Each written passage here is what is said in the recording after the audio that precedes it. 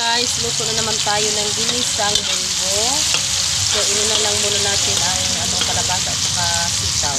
Ito ang ating munggo, guys.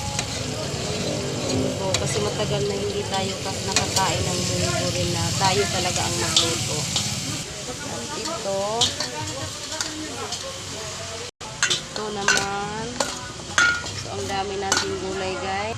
Siyempre ito, may patula, saka saluyot. At ang ating gata.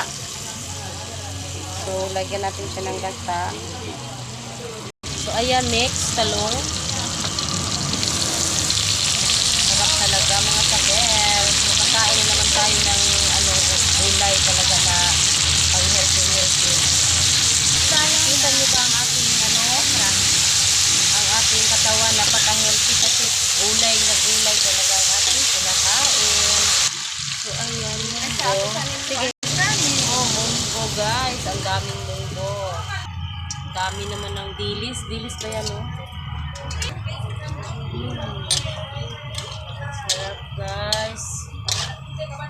Gulay na ginataan. Munggo na ginataan na maraming gulay. Sige, ubusin mo. Wow, napakasarap, guys, ng ating ginataang munggo na maraming gulay na with dilis.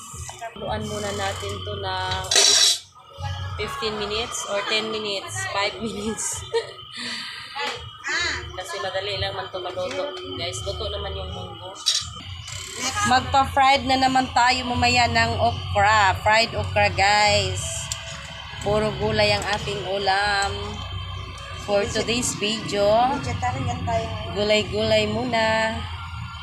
Si Kabel. Oh, diba? So, saan kayo? Sa hindi kumakain ng gulay dyan, so wala kayo. So, may patula at kangkong, saluyot. So, yan. Mix natin kasi kumulo na, guys. Isusunod natin yung gulay na patula at saka saluyot. Siyempre, ang ating kanin. Kanin natin, guys. Hindi mawawala sa atin ang rice. So, ayan ang gulay natin. Guys.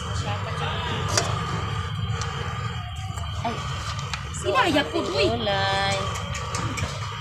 So, ayan na ating gulay. Napakadaming gulay. Sari-sari gulay. So, sisili-sili. So, ayan mga kape, luto na ang ating ginataang munggo na maraming gulay, na sari-saring gulay. So, ayan, ready to eat na. Kain na tayo mga kape. Thank you for watching. Sana nag-enjoy kayo sa aming mga luto. At sana natuwa kayo, guys. God bless. Magluto rin kayo nito para healthy tayong lahat. God bless all.